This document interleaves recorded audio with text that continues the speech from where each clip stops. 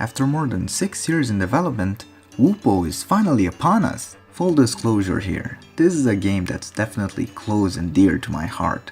I'm 19 years old, so remove 6 years, and that made me 13 at the time when this game was announced, and a contest was made to design a boss for the game. Suffice to say, I've been a fan of one of the two creators for this game for a while now, and I'll admit there's probably some nostalgia there too.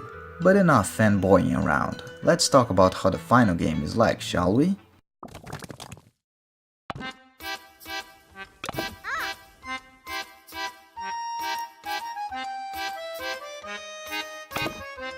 Wuppo is a side-scroller shooter with some tiny elements of Metroidvania and platforming thrown in there for some good measure. The art style isn't the most high fidelity, but I think it's really charming on its own right, sorta like a cartoon or one of those short animations from the 2000s.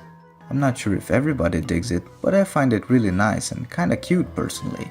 And the game has a really good soundtrack too that fits in very well with its aesthetic, and can also really surprise you at how flexible it can be in terms of mood or tone it can set for a given area or scene.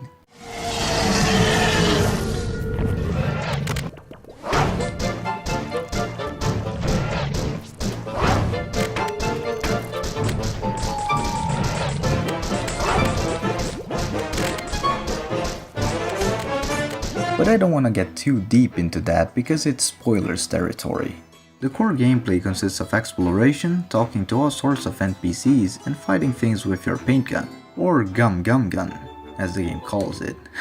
Try saying that 3 times fast. Although you also get extra weapons and can upgrade a few of them as the game progresses. The game's technically structured into levels, or I guess the more fitting description would be regions, as you keep unlocking the next one as you progress, but the world is still open and explorable if you want to backtrack, for instance. And you even unlock fast travel very late into the game. Each area will have a different objective to progress to the following one, which will usually be about solving a puzzle, obtaining a certain item, or fighting a boss, of which there are 17 of them. I think most of the bosses are generally well designed and fun to fight against, but they also get a little bit bad near the end of the game, where you fight what feels like just a bunch of regular enemies, but they're considered a boss for some reason, as if it was inflating the total boss count. And I don't want to spoil too much here, but I don't really like the final boss all that much either. Sure, it's hard, but I think that fight is more of a clusterfuck of projectiles than anything else. Also, your weapons really aren't all that great at shooting upwards, but that guy tends to float around anyways, oftentimes just barely out of range for your weapons. But then there's the giant dust monster or the rock statue, which are some of my favorites, which were challenging but also really enjoyable to fight. They all have their own unique patterns, which you have to learn to tackle them efficiently.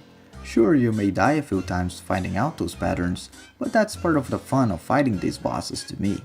Difficulty varies between normal, hard, and insane, which changes how much damage enemies do to you. I personally went with hard for a decent challenge, but nothing too far out there. The puzzles, on the other hand, even if there are a few of them, they are all well put together in my opinion. They're not overly complex or anything, but they play on the game's lore quite nicely. There's a big temple near the end, and I think that's the best example of it in the game. It really is quite something, and there are definitely some crazy surprises there, part of which is some of what I mentioned about the soundtrack too, but I really don't want to ruin it for you.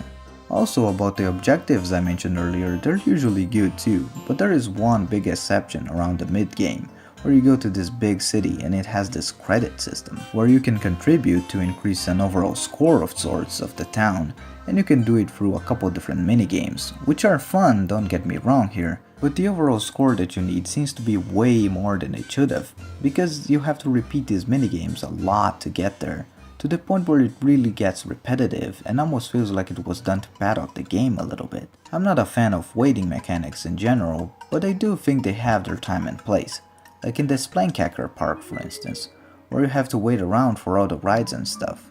I mean, it's just a fun optional thing, and I think it adds some charm to the region overall. And that's one thing that this game's honestly full of, charm. I mean, Splenkhakker park?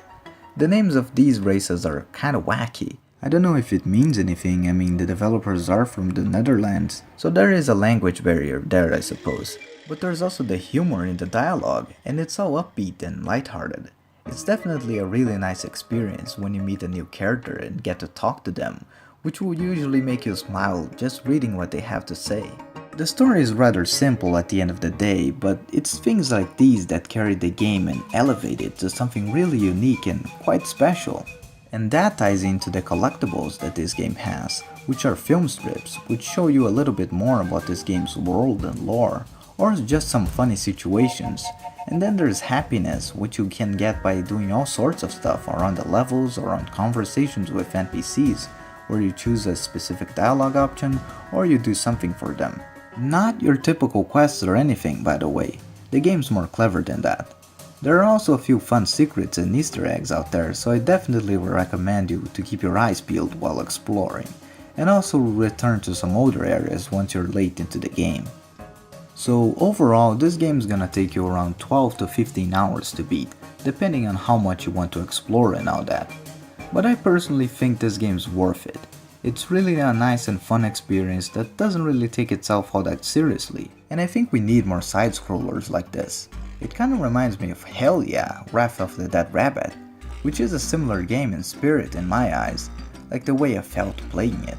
It's hard to explain, and I'm probably sounding kinda pretentious here, so I'll just say this. I would definitely recommend Wuppo for pretty much almost anybody, and it's gonna make you really happy while playing it. And just for $15 or the original equivalent, I think it's a nice purchase.